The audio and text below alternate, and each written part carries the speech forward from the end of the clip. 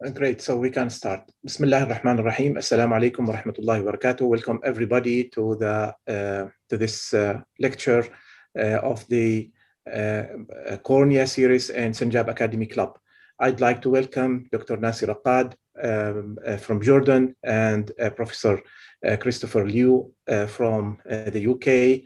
And today we will listen to Dr. Nancy regarding the art of suturing the cornea. Please, Dr. Nancy, the stage is yours. Thank you very much. Happy to be here, and I'm going to just share my screen.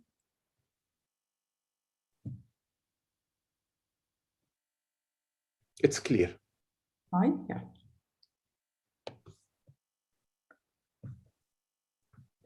Okay, so sewing the suit, which is actually an art everybody should master, especially us as ophthalmologists, and we deal with this every day.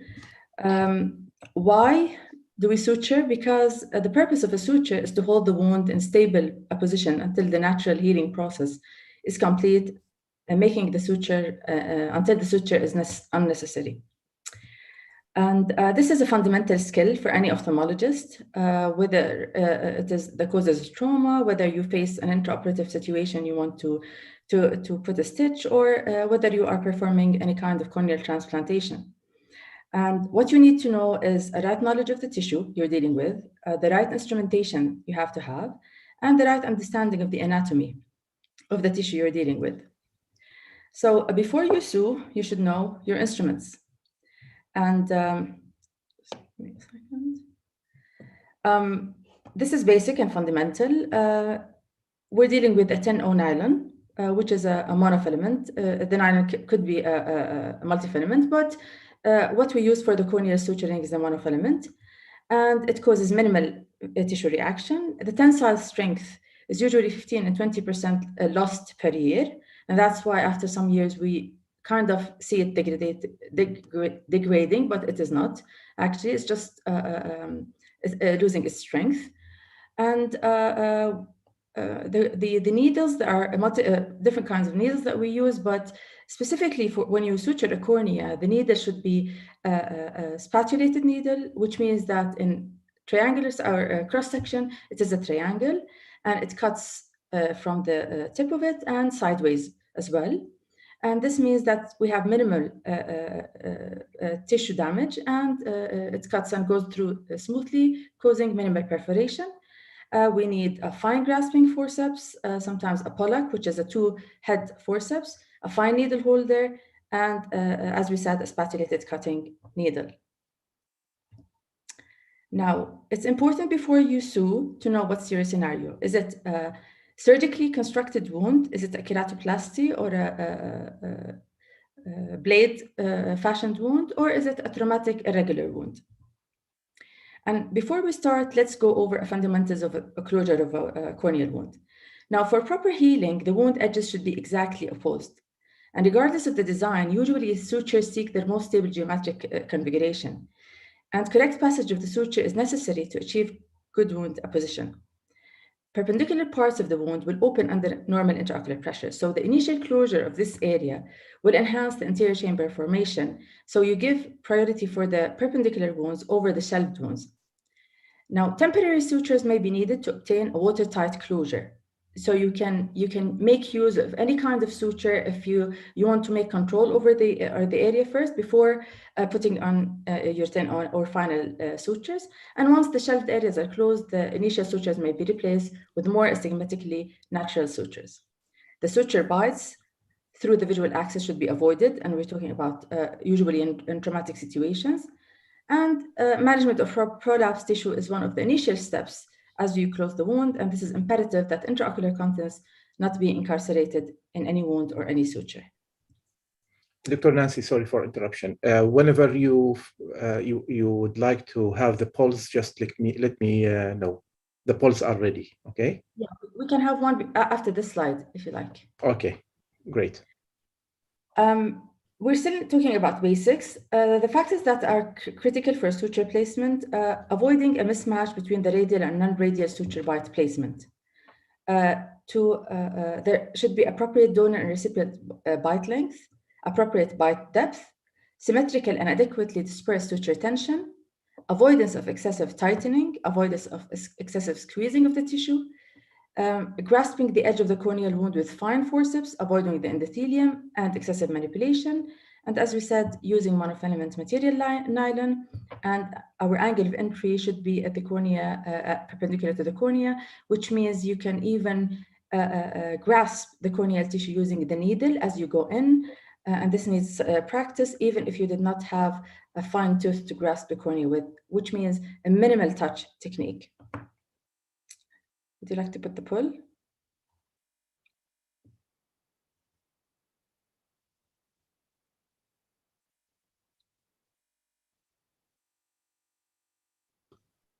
So, dear audience, please start answering. There are 10 questions. Very nice questions by Dr. Nancy, and they cover a lot of principles. We will give for that 3 minutes.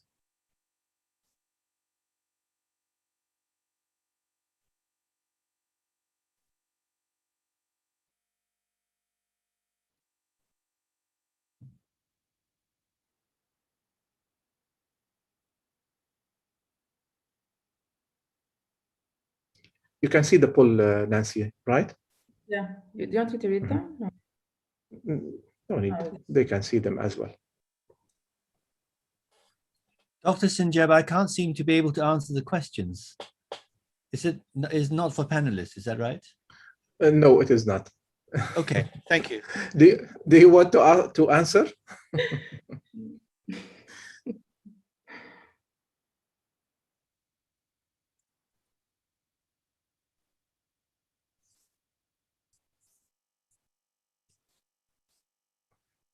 Osama, you have to answer all questions in order to submit. All questions should be answered in order to submit.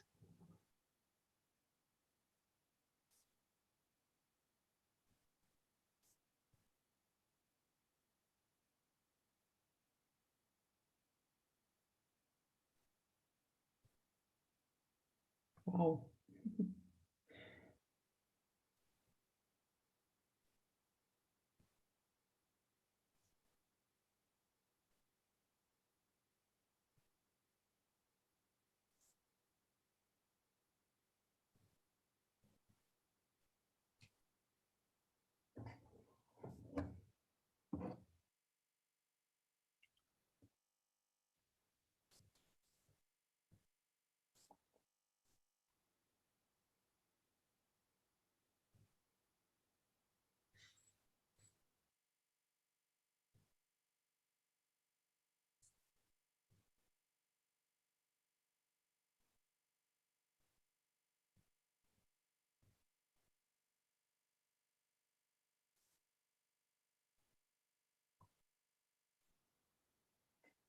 Good.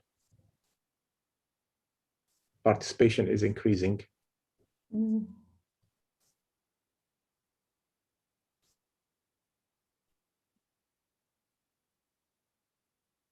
And I'm happy we put the pull at this moment, actually, because the next slides would answer a lot of these questions. I can see the variation in the answering, yeah.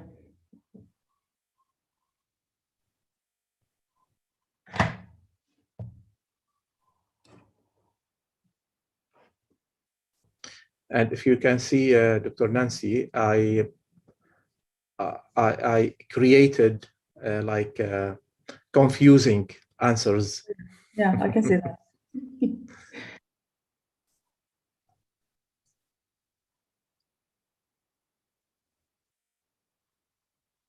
Good. They better than when I submitted them. Actually, they look okay.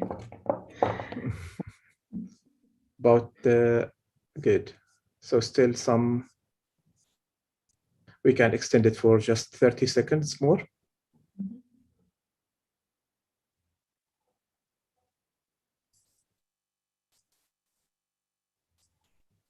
Come on, friends.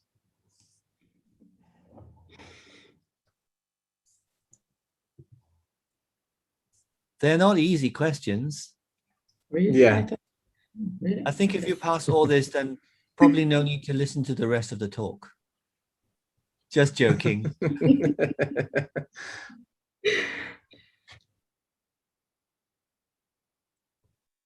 Thank you, Jesus.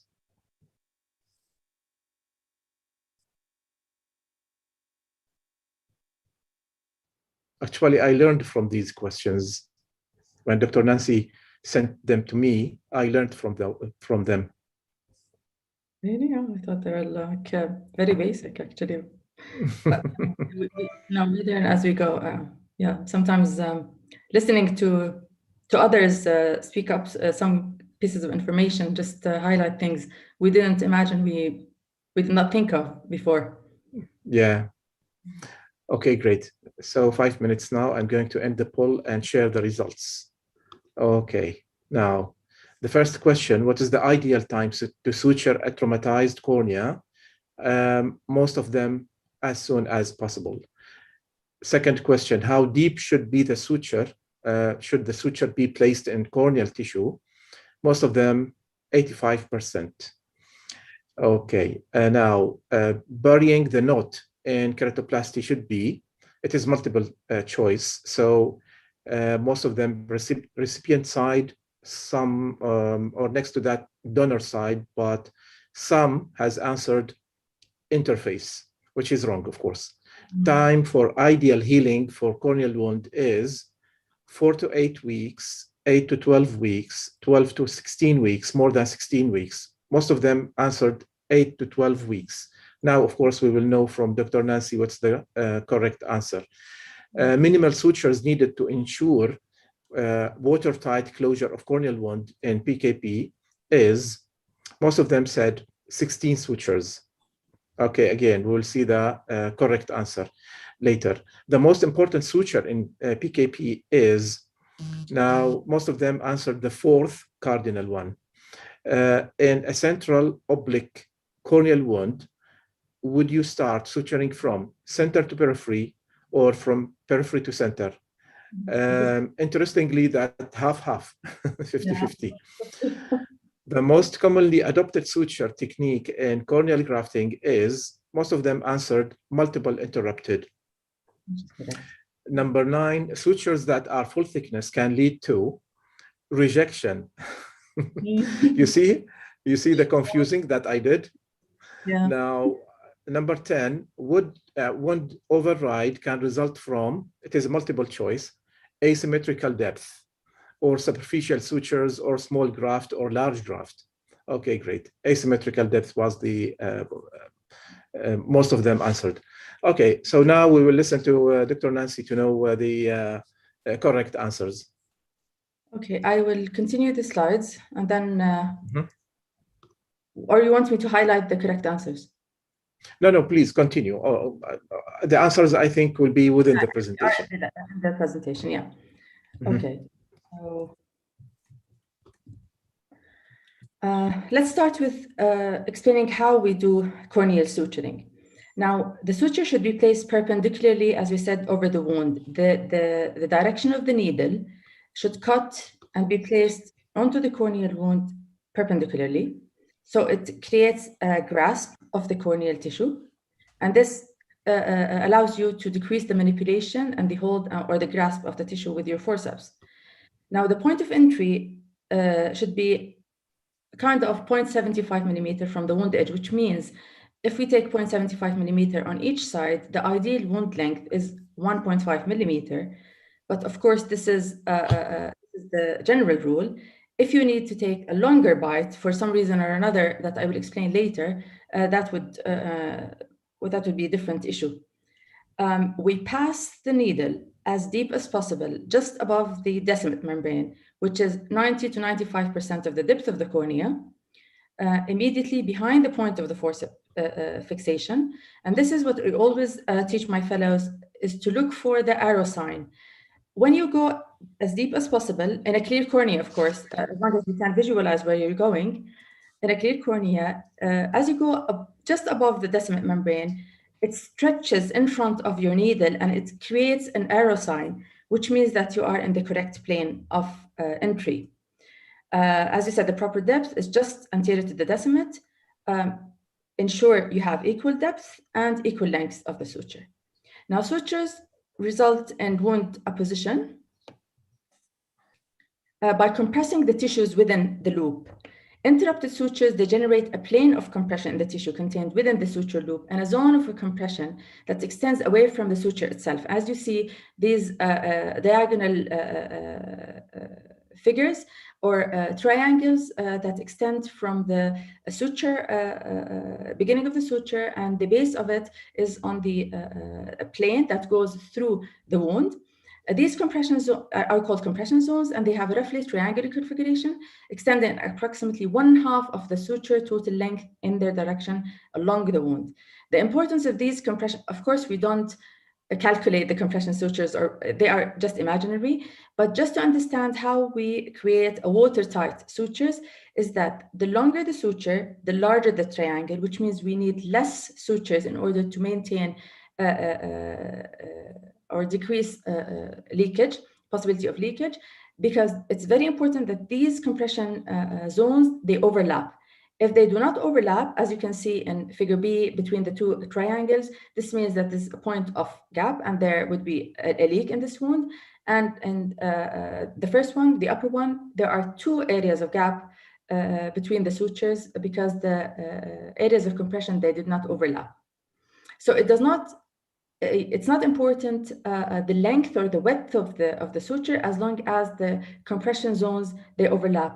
But we'll talk more in details in the next few slides.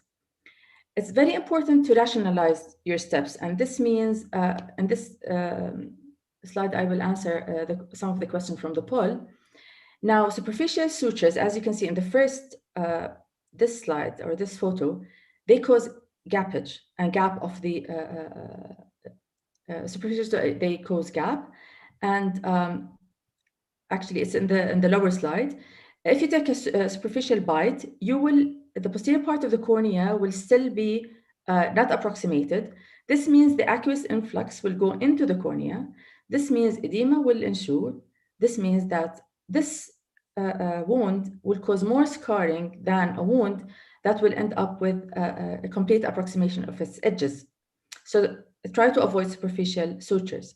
The second thing is that if you can look at the photo at the top of the slide, you can see that there are asymmetrical bites and asymmetrical depth. One bite is very deep and one bite is very superficial, and asymmetrical depth will lead to suture or wound override. Now, if you take a full thickness suture, this means that you're allowing the bacteria or microorganisms on the surface of the cornea or the surface of the eye to gain access into the anterior chamber through a passage. You create a passage from the surface of the cornea into the eye by this monofilament fiber that you put in the cornea because you have created a full thickness suture. Okay, I would like to show you a photo. This is a photo of a patient who had a penetrating keratoplasty 15 years ago. And although the cornea was very clear, he had on cross-sectional Scheinfeld image, this kind of interface. And this is what you see when there is improper approximation of the tissue when suturing the graft initially. And the improper approximation led to improper healing and the tissue overload. As you can see, there's a tissue overload, there's an edge in this section, which caused distortion and astigmatism, and we had to do a resection of this part and resuturing of his cornea. What if you were faced with an oblique wound? When we're talking about perpendicular wound, it's very easy to imagine the depth and the length of your suture. But if it's an oblique wound, it's very important to make your bite equal on both sides, but not from the surface of the wound. It's from the posterior part of it. Because if you insert your stitch from the surface of the cornea or the anterior part of the cornea, and you take equal bites, this means that you did not take the whole oblique wound in consideration, and this will result in a tissue override. So if you see the lower part of this photo, this is the correct way. You scan the whole oblique suture. You take the bite and approximate it from equal sides or from the posterior surface, not the anterior surface, so that the bite is equal in relation to the posterior part of the wound, not the anterior part. And this way, you ensure that you have a very good locking or approximation of the edges of the stitch. Hello, Dr. Muhammad. He just joined us. So what if you are faced with a satellite wound? And this is what we face in cases of trauma. Usually the tissue is friable in such kind of wounds, and it's very important to start decreasing the gap from the periphery, working to the center, closing the peripheral extent of the wound first, and as you go to the center, you reduce the central opening, and the central opening you have many choices to close. You either use a cross, or 2 overlapping stitches over each other, or a figure of 8, or a mattress suture, or a purse string. So as long as you have, you end up with a very small gap or opening in the middle of such a star or satellite wound. It's easy to place stitches and close it. As we said, you have to take the 4 parts of the wound. As you can see the cursor, yes? You can see me moving the cursor on this slide, Dr. Mazen? Yes, we can. We can, Dr. Nancy. Yeah. So it's important that you take these 4 parts within your stitches as you stitch. So you can put a stitch here and a stitch here, or approximate it. You can make a figure of 8 as long as you take all the tissue in consideration, or you can do it a mattress suture that is fashioned 1 stitch from here and then another from here, and then you tie it from here, so it's a mattress. Or you can, as we said, 2 overlapping stitches that take 2 quadrants together. And as you can see, this is one of the cases we had.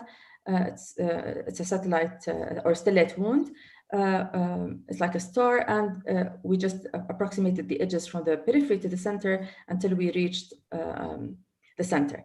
Now, there would be a question about the lengths and of the bites in these stitches. As you can see here, it looks longer than this bite, but these were oblique wounds. They were not perpendicular wounds, so we had to work in relation to the posterior part of the cornea in order to ensure we had equal bite lengths.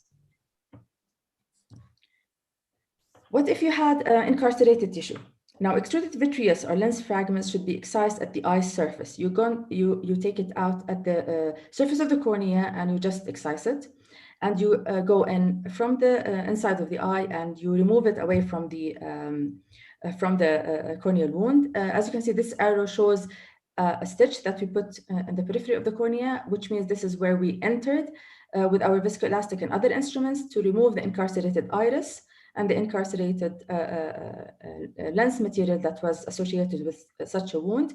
You don't work from the wound itself for many reasons. First, avoid excessive manipulation. You don't want to manipulate the contents within the wound itself. You can just push it away using a viscoelastic gently without dispersing the wound more and without causing more manipulation and edema. Try to work from inside the eye and to remove and get rid of any stuff that is incarcerated or in the way of your wound.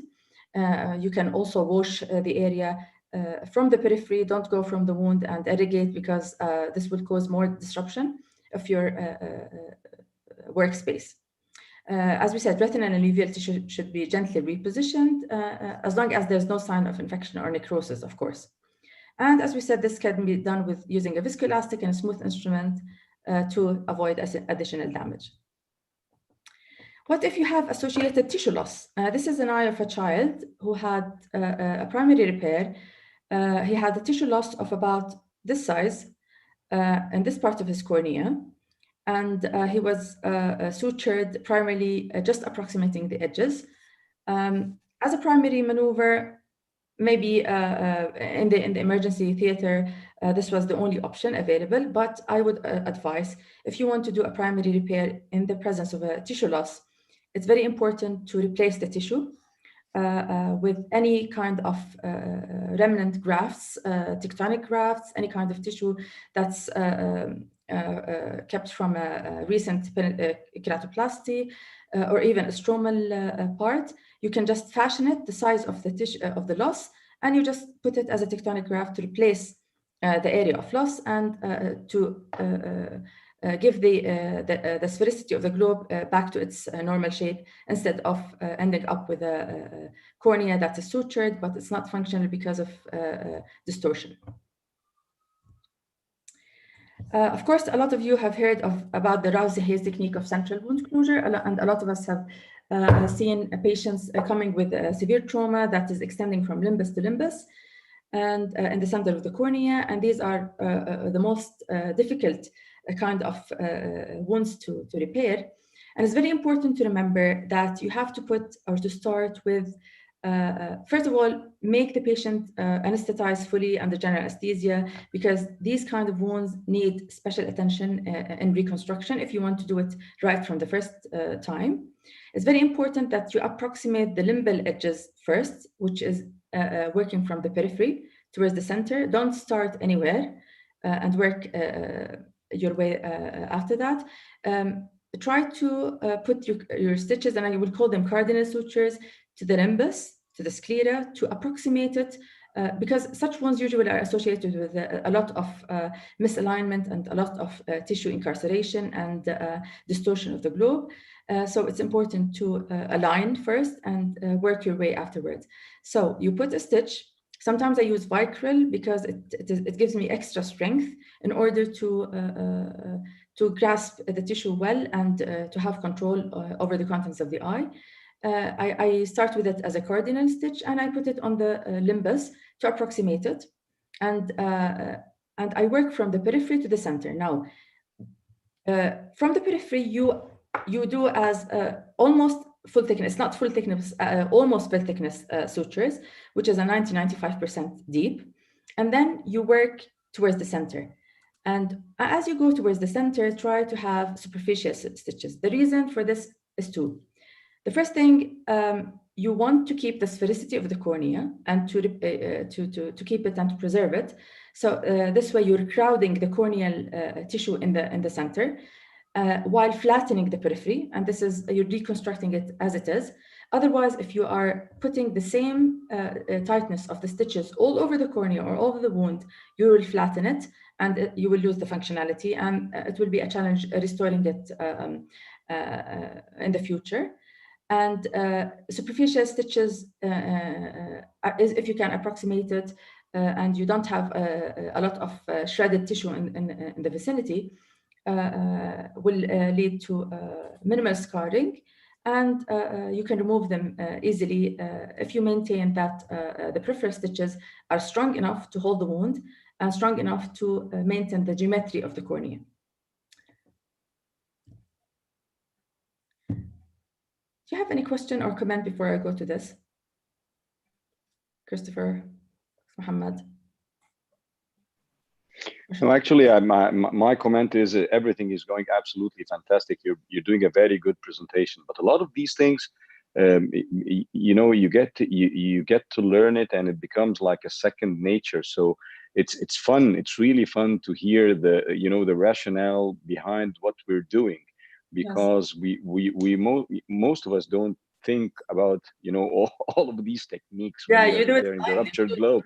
Yeah, you just do it, and when you're training one of the residents, you just tell them no, don't do this, do that. But it's very nice to put this into words and to give it as a very scientific presentation like you're doing right now. I'm really enjoying it. Carry on. Thank you very much. Actually, sometimes you learn how to teach from the residents and fellows, because a lot of time I leave them like suturing a graft, and I come back to have a look, and I just replace a lot of tissue, a lot of sutures, and they keep asking me, why did you replace it? And sometimes I come up with answers just on the spot. Maybe when I do it just spontaneously, but when you are asked why, then you have to think about it and come out with the answer. So it's something that you learn as you teach. This is not related to suture, but it's important to include in this presentation, which is when not to suture. Sometimes we don't have to suture a corneal wound, and sometimes we can just place a bandage contact lens, or we can only glue it.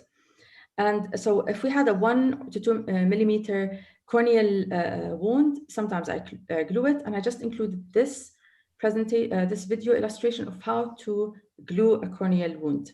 So if you allow me. A 3 millimeter disc from the outside, punch it, or you can cut it. And then you use triangular swab to stick the upside with the glue on it, with the covering on it, just to make it easy. Okay.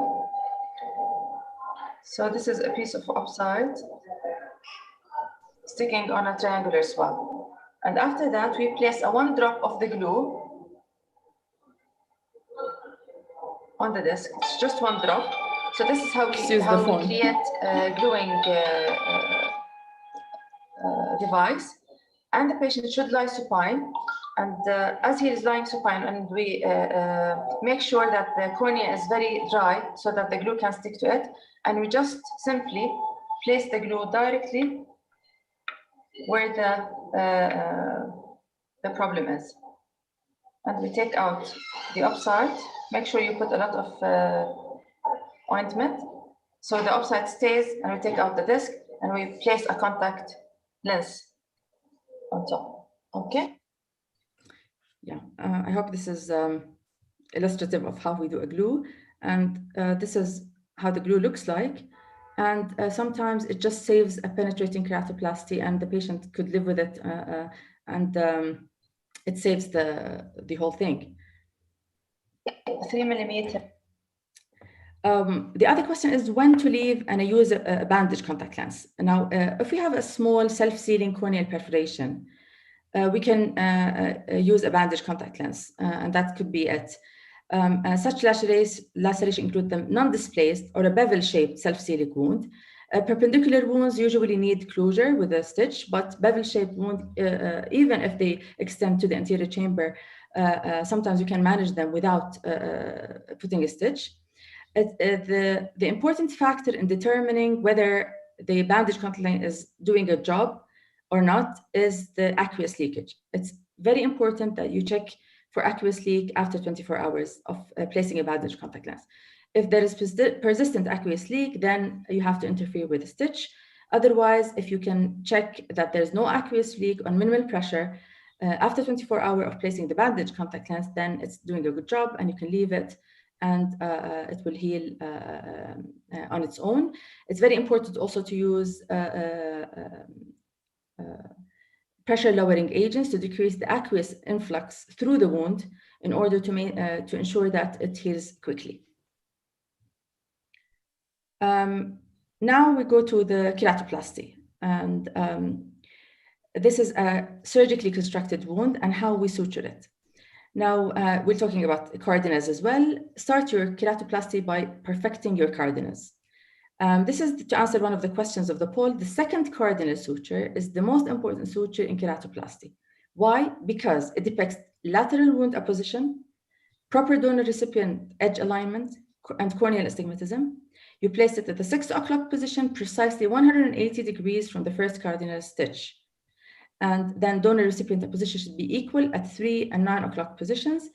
And then you see a tension line from 12 o'clock to 6 o'clock that bisects the cornea into 2 halves, equal halves. If this happens and you see this, then you're doing a good job. And then you go and put the 3rd and 4th sutures. And and I remember Christopher taught me this the first time years ago. You see this diamond shape. If you see this perfect diamond shape, then it means that you are perfecting your placement of sutures of the cardinas. And after that, you go on and complete your suturing technique.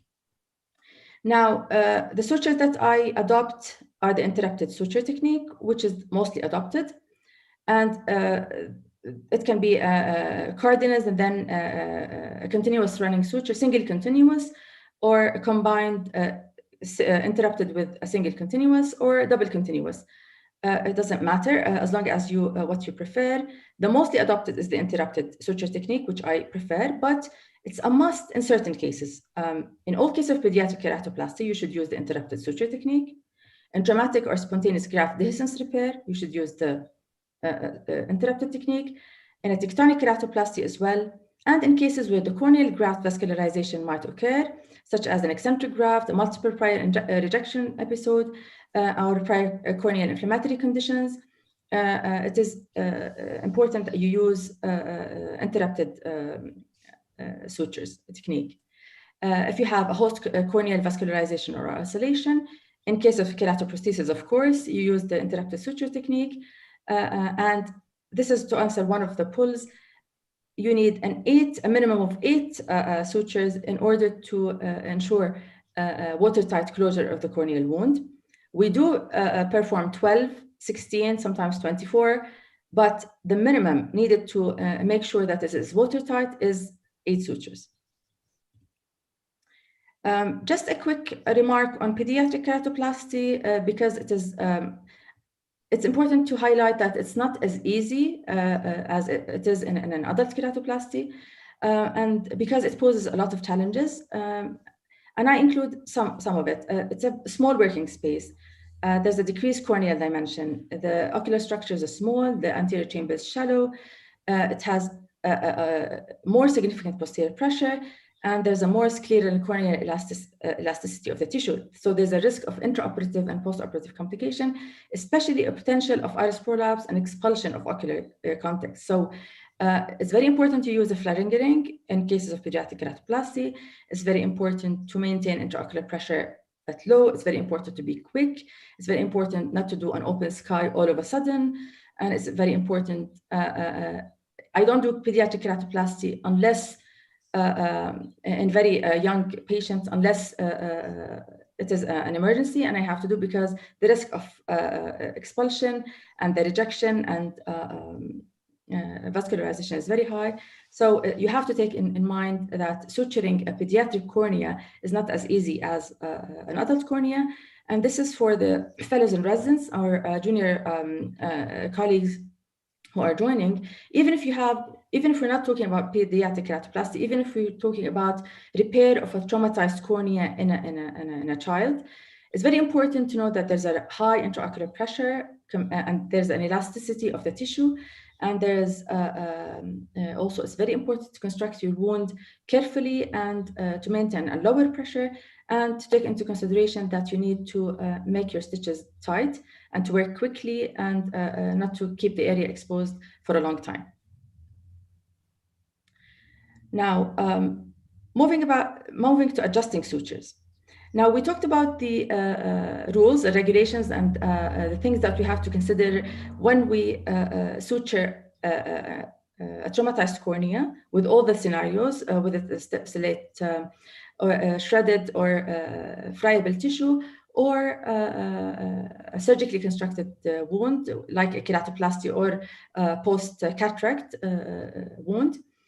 The adjusting sutures, they do not abide with these rules. So everything we said about how to suture a line and approximate and take equal depth and length, I put it aside when I do adjusting sutures. So it needs a special technique and a special knowledge of what you're going to do and what you are going to adjust. So you want to remodel a wound. So you want to use all the facilities in your hand in order to change the shape of the cornea.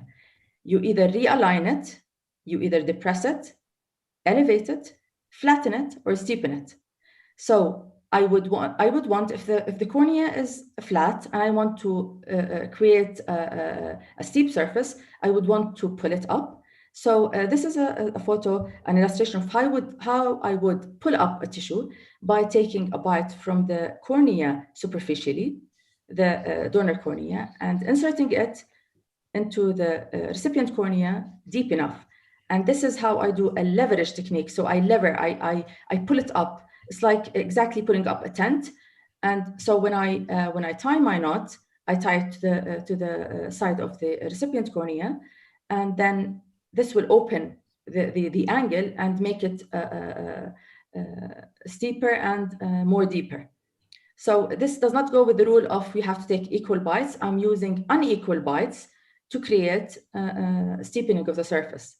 Now, how I would flatten? I would flatten a surface by creating not a tight stitch. I would elongate the stitch. So I would go over a surface that is steep, and I would take a longer bite on each side, like I take a 2 millimeter stitch, and I pull it. I don't have to tighten it, as we said. I just pull it, and the long stitch would flatten the surface. And we're talking about interface here. Now, if I want to depress, for example, if I have a cornea that's very steep and I want to depress, I do the same mechanism. I take a bite from the cornea, that is the donor part, and then I take a longer part in the recipient cornea, and I pull it more into the recipient side, and this way I just depress the cornea.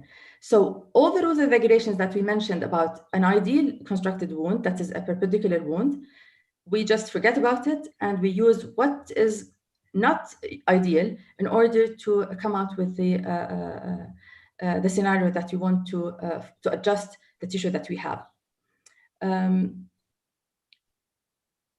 Yeah, the other thing we might need to steepen a section is by tightening or flattening its periphery. So I might cause crowding of one part of the cornea by flattening the periphery of it, the periphery of an interface, the periphery of a graft.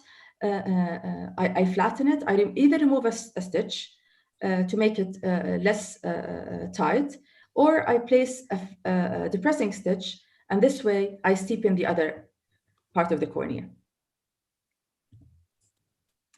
Now, it's important to know how to bury your suture and when to remove your suture. And this also answers one of the questions on the poll. You tend to bury away from the sacred tissue, which means what tissue you want to preserve. You want to preserve the donor tissue if you have a keratoplasty, so you try to bury it away from your tissue. But again, you do respect your knot direction. Sometimes there are different kinds of knots that are adopted when you do a knot in the cornea.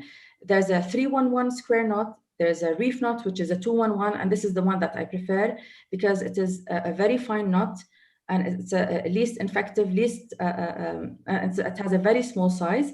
So when you tie a knot, there will be an arrow, and the direction of the arrow usually should be towards the recipient side. So when you do your burying, then it goes the way you want to the recipient side. But sometimes the direction of your arrow goes to the donor side. It's okay. As long as you bury it away from the interface, it's very important to stay away from the interface, because later on, when you want to remove the stitch, sometimes the knot, if it stays in the interface and you just pull it out, you just gap the interface, and this could cause leakage, especially if you remove the stitches early. So stay away from the interface, whether it is a corneal graft or whether it is just a corneal wound that you sutured. Stay away from the interface. As we said, it's preferable to bury it away from the tissue that you want, which is the donor or the center of the cornea, let's say if it's a wound. But if your stitch or knot was directing in the other way around, you can go on and just bury it the way you want. Now, sometimes you are faced with a large knot. Despite our very elegant technique of suturing, what I do, I use the forceps to squeeze the knot, so I minimize its size, so this facilitates its burying to the direction that I want. Sometimes I use viscoelastic to just lubricate the knot in order to facilitate its burying and to decrease the time of the surgery. So the other thing that I want to talk about is when to remove your sutures. Removal of suture is not universal. And it's always individualized. And I always remove my suture according to the case. And so it's different if you have a suture that are for keratoplasty or you're removing a suture in case of a traumatic wound. How do you individualize it? Removal of a suture in a young child, let's say, should be delayed a little bit compared to an elderly. Why? Because the remodeling in a cornea that is young is very active, and the cornea would still, and an active child means that you have to maintain that this wound is very strong to withstand rubbing, to withstand activity, to withstand straining, whatever goes on with an active child. While in an elderly, the remodeling rate is very, very slow. You can remove the suture early without having a lot of concern. So this is one of the things. And also this is one of the things that I apply to removing sutures in keratoplasty. So I tend not to remove the sutures in the young keratoplasty corneas unless it is causing a lot of astigmatism. And I tend to defer it for long. Sometimes I don't remove them ever if we're not causing any problem. While in the elderly, it's okay to remove them because you don't expect after 9 months to remodel. A lot of young, Maza, I think there are a lot of questions actually. 23 people I can see on the screen are asking. So I'm almost finished. So in the young, I tend to keep it a little bit. It's important to not to remove the sutures prematurely in the young, in a female in the childbearing age, because if she is going into delivery, whatever kind of delivery, although I encourage C-section, I do not remove the sutures early. Dr. Nancy. Yeah. Dr. Nancy, sorry. Are you still talking about this slide? Because we don't see that you are moving. So that's yes. This is the same slide. Yes, I'm talking. This is the last. I think it's the last slide. Yeah. How to bury, when to remove, right? Yes. Yeah. Okay, I'm talking great. about holding the stitches. Yes. Yeah. Okay. Please go on. Thank you. Yeah. So when you have a case of a young, let's say childbearing woman, a young child, so whether it's a trauma or a penetrating keratoplasty, do not remove the sutures prematurely. If you are putting the sutures for functionality, let's say you did a wedge resection on a cornea for pellucid marginal degeneration and you placed stitches in the inferior part of the cornea, then you deliberately put the stitches not to be removed, so you don't remove them prematurely. There's no rule that says you have to remove the sutures of a keratoplasty at 9 months. Sometimes I keep them forever if they're doing a good job for me and the patient, as long as there's no loosening, as long as there's no inviting of vascularization, and as long as they're not causing excessive scarring in the middle, let's say, or they're not inviting mucus or debris in case they are not buried well. So if they are functional and they're doing the job that I want them to do, I keep them. So the cases I remove the sutures in are after 8 to 12 weeks. This is the answer. I make sure that the cornea has healed from 8 to 12 weeks, whether this is a cataract wound, a PKP wound, or a trauma wound. Now, a lot of questions would come and say, how would you remove a PKP wound stitch from 8 to 12 months? I mean by this, a selective wound removal, stitch removal, which means if I do my refraction for the patient and I see that there are 1 or 2 stitches are causing a lot of astigmatism for this patient, and by removing them, I can rid the patient of this distortion, I can safely remove it after 2 months of the penetrating keratoplasty. Sometimes I might replace, sometimes I'd not, but I would think of removing or adjusting after 2 months. In older age, as we said, the remodeling is very, very minimal. So you would remove after 9 months with no harm. And also as the function of the suture, if you place it to do a function like depress, elevate, or to model a cornea, it's important to keep it there. It's important not to remove it, especially that if you are planning for something else. Yeah, I mentioned avoid keeping it in case of trouble, like vessels, loose, or too tight stitch. And I think that's it. Thank you very much. And I think we're ready for debate. Thank you, Nancy. Actually, it is a fantastic and presentation. It is very systematic, direct to the point, and very simple. But maybe I missed that you mentioned something about the Wick syndrome. Did you mention something about it that I missed? Will I go to the slide? Yes. Now, Wick syndrome is the reason why we don't do full thickness. Yeah, the reason we don't do full thickness suture is that if you penetrate the cornea on either sides fully, you just create a passage for the microorganisms from the surface of the cornea inside the eye. So it's like a wick. In Arabic, it's a فتيلة. So you allow the microorganism a passageway from the outside to the inside, and this causes trouble and a risk of infection. So avoid it, and we don't do full thickness sutures at any scenario.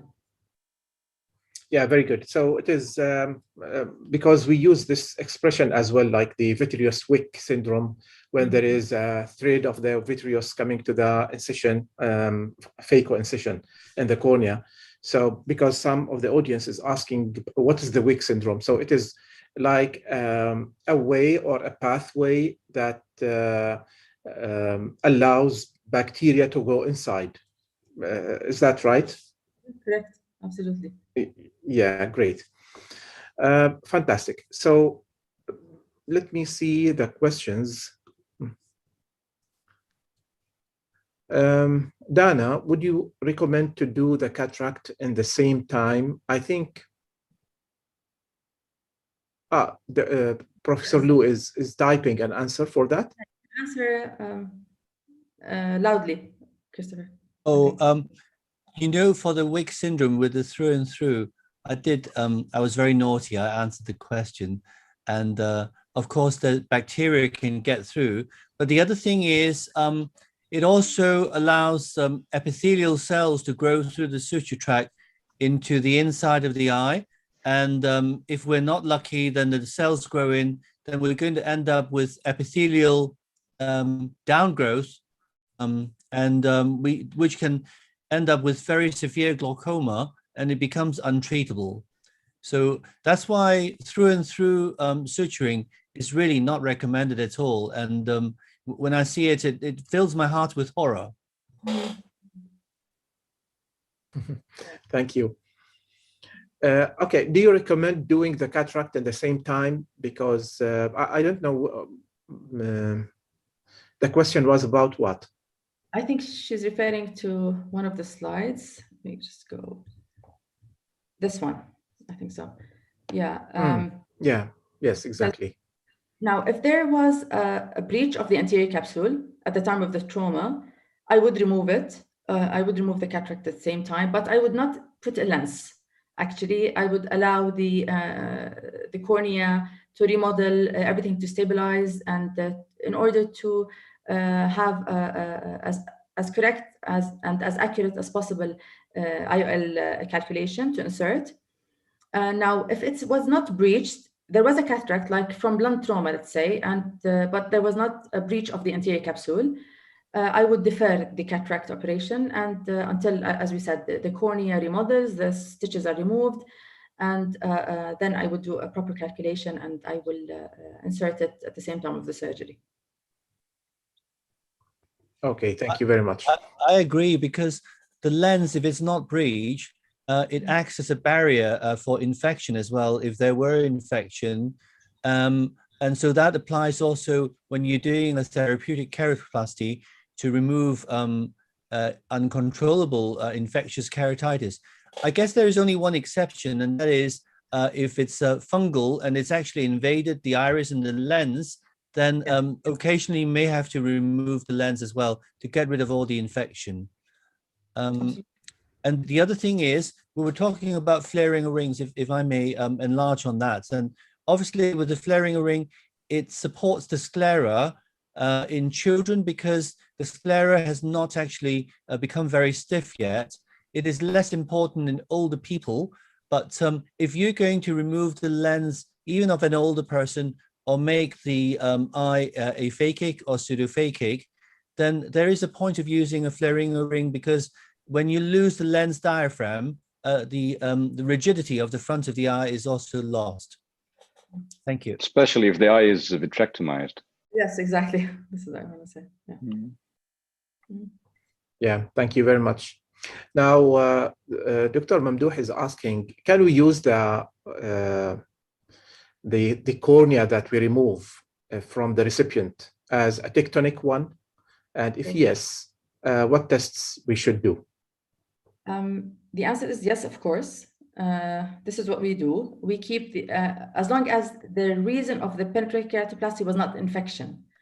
So if it is a keratoconic cornea that we're replacing, I keep the keratoconic disc for as a tectonic, and I keep them like up to 2 months sometimes, as long as we change the Optizol or the preserving solution. So the main, we don't run tests. Once we remove the cornea from the donor and we take a specimen from the solution and the cornea and we send it for lab for culture. But as I said, as long as the indication for the keratoplasty is not infection, you can safely just keep the cornea to use it as tectonic graft. Perfect. Now, if you do lamellar keratoplasty, like if you do lamellar keratoplasty like DSEC, if you have the anterior lamellar part and you don't have a patient to substitute it with, you're just using the endothelial part, you can keep the anterior lamella as a tectonic. It's very good, especially if the thickness is 350 or something. They're excellent tectonic material. Very interesting. Thank you. Now, do you use the corticosteroids after suturing the wound of the cornea?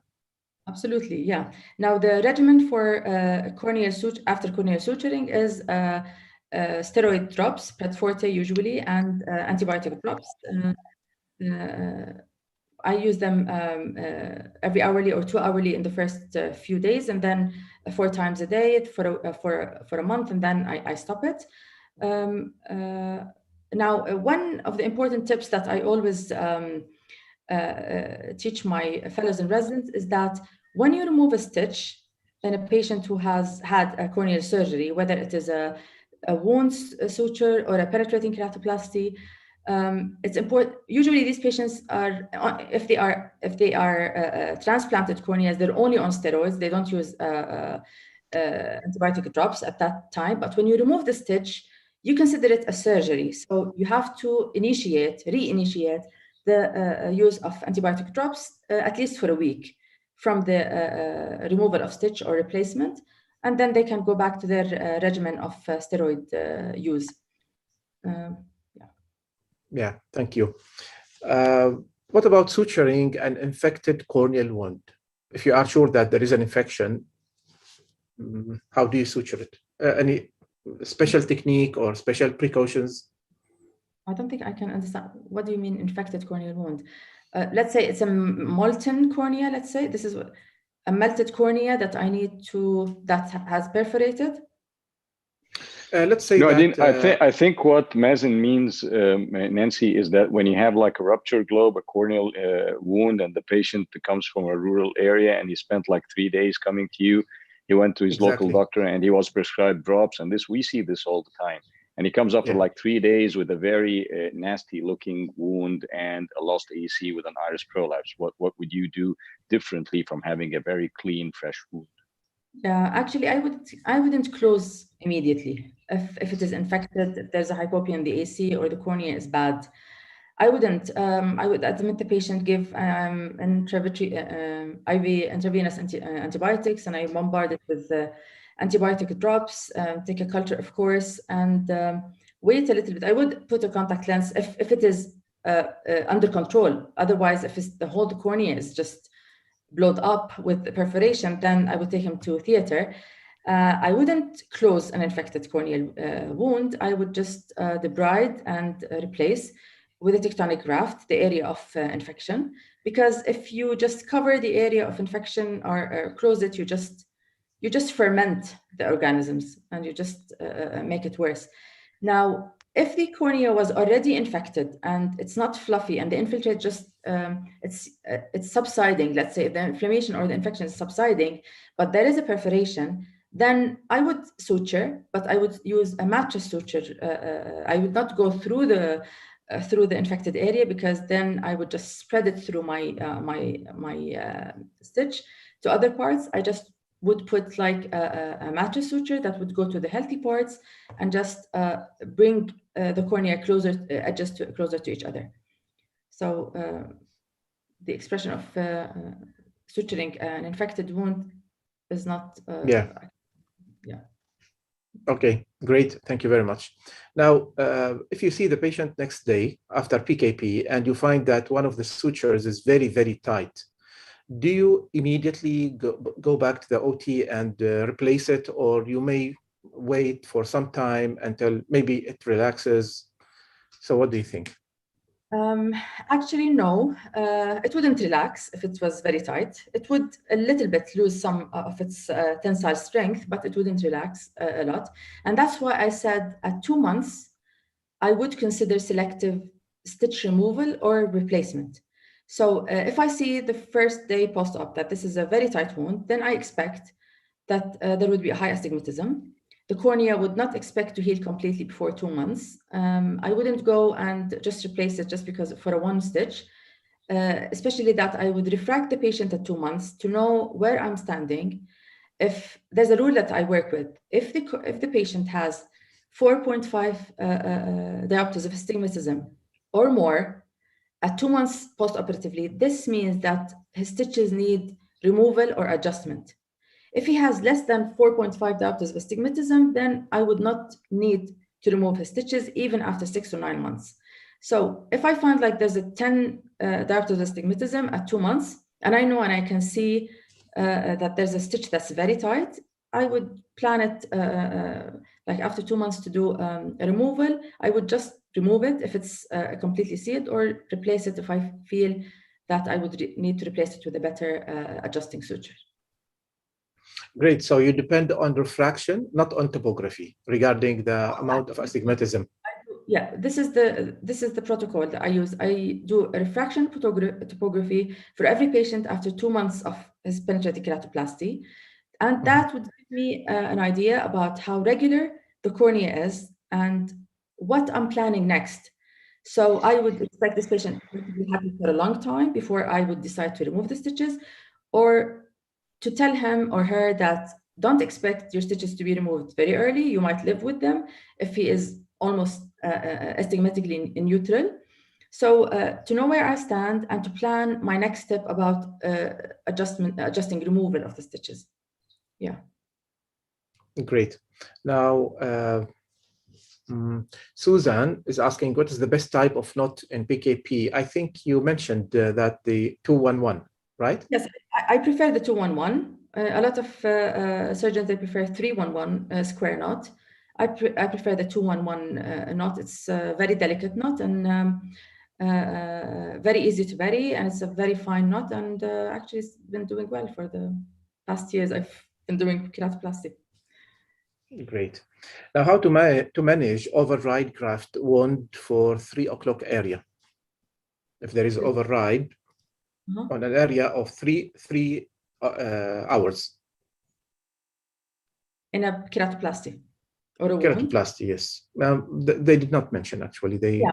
No, it depends on the stage. So if there's an override from the beginning, I would... Graft.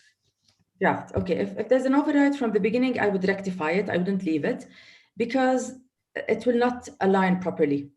If I had an override that had from a cornea that was done a long time ago, as in the picture that I've shown, I would do adjustment or revision of the wound. Sometimes I open the wound, of course, because I expect it to be scarred, and so I would open it again and fashion a linear and more perpendicular or more, let's say, a clearer or interface, a new interface, and I approximate it in a better fashion, and I just suture it again. But if I see it from the beginning, like if somebody of one of my fellows, I see an override in front of me, I would just do it immediately. I do not wait for it. I re-suture the graft. Now, if you see an override, this usually means that one of the stitches from the beginning was not placed properly. One of the cardinal stitches just shifted the cornea to one side more than the other. And you can test this by, if you can see that one stitches at one side would be flat because they are almost adjusting the two edges together, and others are just overriding the cornea. This means that your approximation was not correct from the beginning. Great. Now, what is this question is all of you, actually, to Nancy, Christopher, and Muhammad, what is the best formula to use for IOL calculation in a cornea that is sutured? Let's say now there is a cataract and you want later on to do the cataract surgery for the patient, okay? How do you calculate the IOL for this patient? Which formula do you depend on? And the cornea, there is a wound and sutures. So what is the best formula you use for this patient? Of course, the K readings should be taken from the other eye because they are not possible to be taken in such a cornea. But which formula do we have to put these K readings in to get as much accurate as possible? Shall I answer? Yes, please start, Nancy. Yeah, okay. Now, there's no one formula. There are two scenarios: a sutured PK, a sutured cornea like the picture here, the slide, or a sutured or a penetrating keratoplasty that has a cataract as well. So there's no one formula that is best and ideal to use for a cornea that is, let's say, irregular. I will start with this scenario. Like if I have this patient and he has a wound in the middle of the cornea and he has a cataract, and I would like to calculate his IOL power. As you see, this is an irregular cornea. I would wait until everything is stabilized. I remove the stitches. I do a pentacam, and I see how regular or how far from regular is the cornea. If it's very irregular, I obtain the total net power of the cornea, which is through, you can do it through the pentacam, the total net power through one of the displays or the exams on the pentacam. It's the EK 65, which is, you can... In holiday report. Yeah, holiday report. It is holiday report. It is the equivalent K reading. Equivalent K reading, doctor. Yeah, on the pentacam, and this gives you the net total power of the cornea. And then I take the axial power, the axial length of the eye, and then I calculate it with any of the new SRKT, Haig's, Barrett formula, and I compare. I take more than one formula, and I compare, and I also compare to the other eye. Now, it's not necessary that they have the same or even close to each other if the cornea is very distorted, we're saying. Now, if I'm talking about a PKP, it's different. Now, I try to make the keratoplasty or the graft as regular as possible to decrease the distortion that I'm getting from the cornea in order to calculate it. I do use the Haig's sometimes and the Barrett, and they do give me, if the cornea is regular, they do give me very or excellent calculation. But again, if it was irregular, I use the EK 65 to have the total net power. Now, there's something else. Sometimes, if it's very irregular and you cannot take any idea about the power of the cornea, you can just take the K readings as 44. And if you want to do it at the same type of the surgery in perform a keratoplasty, you can take it as 44 on average and calculate the axial length of the other eye and just deal with the refractive surprise that you get later. Great. Christopher, what do you do? So can you hear me? Yes. Okay. Well, I think Dr. Nancy has already answered everything. I would say, I think, reduce the expectations of the patient so that they can be happier. And I think with a very irregular cornea, then they will need a rigid contact lens anyway. So if there are any residual spherical error, apart from correcting the irregular shape, then the rigid contact lens can also deal with it. That's all. Yeah, great. Thank you. Dr. Muhammad, do you use a special formula? Now, I just want to second what Professor Liu just said. It's in these patients, the expectations after the surgery are not like having superb refractive results. And even if you get the power of the IOL bang on the zero and the patient doesn't have any spherical error, which is, again, pretty much not happening in most cases, you will get the irregular astigmatism because of the corneal irregularity. So again, It is just removing the opacity of the lens of the cataract, and then leaving the refractive error to be dealt with afterwards. But having said that, the only thing that I think I would do more than what Dr. Nancy explained in detail is that sometimes we take the K readings from the other eye. We take the history of the patient and we ask him, did he have like a significant anisometropia between both eyes, or both eyes were more or less the same? And if he says that they are more or less the same, they were more or less the same, then we would take the K readings of the other eye. The other thing that we can do is we can use the core T on the IOL master, which is basically the total corneal power, and we can use this in applying our formula. But again, at the end of the day, whatever you do, I don't think you will get a perfect refractive result after these type of procedures. Perfect. Now, it came to my mind, this question. Now, we usually remove the stitches of the PKP or the LKP based on the topography. We do the topography in every visit, and we see whenever, of course, we would like to remove them. Then we see where the steep axis is, and then we remove the sutures. Now, we call this, of course, topography guided suture removal. Now, do we do the same thing when we suture such a wound? Now, what we see in this slide, as you see, there is a wound, and we have, it is almost central one, and with stitches. So when you want to remove the stitches, do you remove them all together or topo guided as well? Dr. Nancy. Okay, first I do refraction pentacount, as I said, and depends, of course, according to the age of the patient. Now, it might be not evident here. There's a stitch here that's limbus to limbus. It's approximating the scleral part. And this is a stitch that I wouldn't remove because it is an anchorage. And then after the refraction, I do, if he's a child, I do just a few removal of the stitches, which are the central ones, actually, because I want to, the central one to, and these are not full thickness, by the way, stitches, because I want to clear the axis, and then I check how it goes. And after that, I have to remove all of them because these are distorting. Even if I want to do the cataract later, the patient would still see them in the visual axis.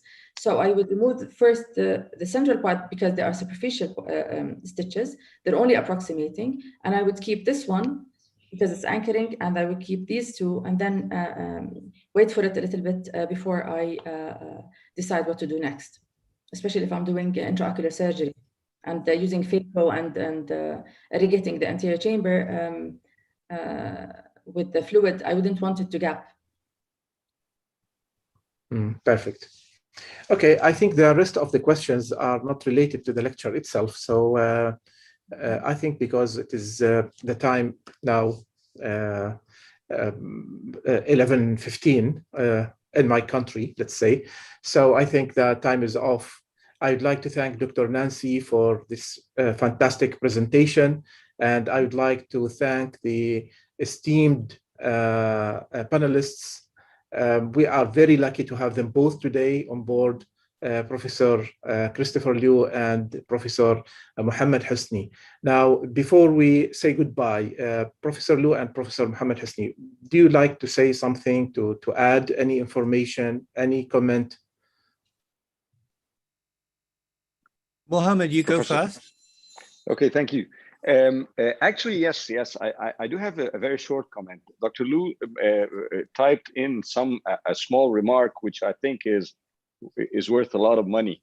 He recommended a book called Eisner, and this was like our Bible of suturing back in the day when I was a resident back in 93, 94. This book is amazing. It caters to all your lust for engineering and finite element analysis and construction. If you wanted to be an engineer at any point in your life, then I would strongly recommend Eisner. It gives you, for young colleagues, for younger colleagues, it gives you all the basics that when you abide by, then afterwards you can modify what works best for you.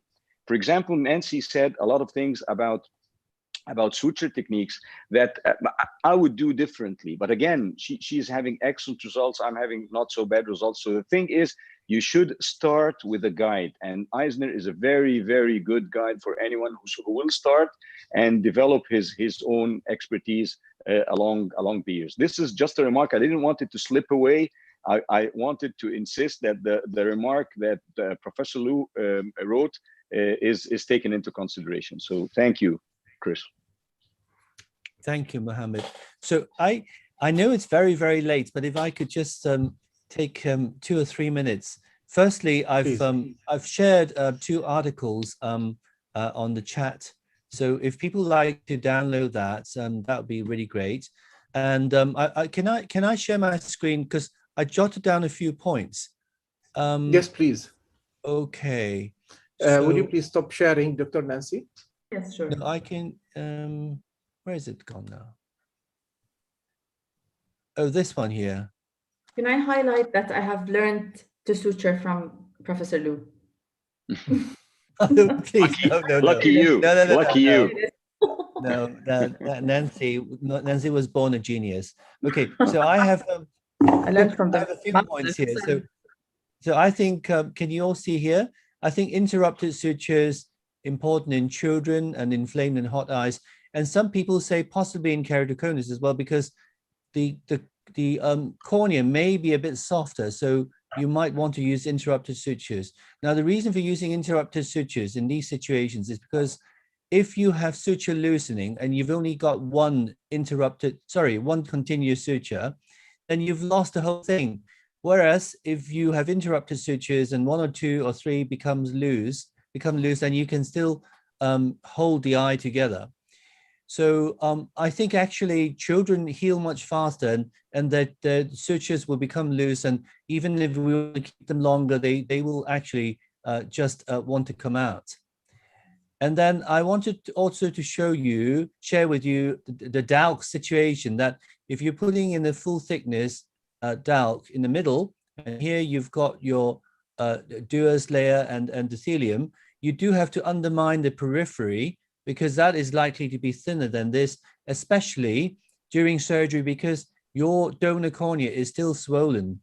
So what you have to do is undermine, and then you can go down here, and not very, very deep, just to the same depth as your recipient, and then go underneath into this undermined space and come out, so that this area can be flush.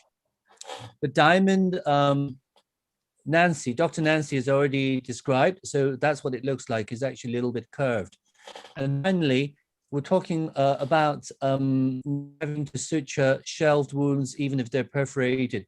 I've actually got one patient, I did this just 2 days ago, and the first day, the anterior chamber formed about 1/4 depth, and today is full depth, and the patient had regained 6/6 or 20/20 vision, and the bandage lens is still in place. But also what we used was cyclopentolate to make sure the iris doesn't stick, and also Diamox temporarily to reduce aqueous production and aqueous flow, so there is more chance that when the corneal edema forms here, then there is less aqueous trying to push through, and it will heal more quickly. But now that it's sealed, I've stopped the cyclopentolate and I've stopped the Diamox. So that's all I wanted to share with you. And sorry to keep you so late. It's 20 past 11 already. Thank you very much, Christopher. Thank you for this addition. And yeah, really, thank you for the links that you shared in the chatting, so that the audience can get benefit from those articles and from the book as well, as Dr. Mohammed Husni said. So thank you, Nancy, again, and thanks to everybody, and see you later then in the next session. Goodbye, everybody. Good night. Assalamu alaikum. Assalamu alaikum. Bye-bye.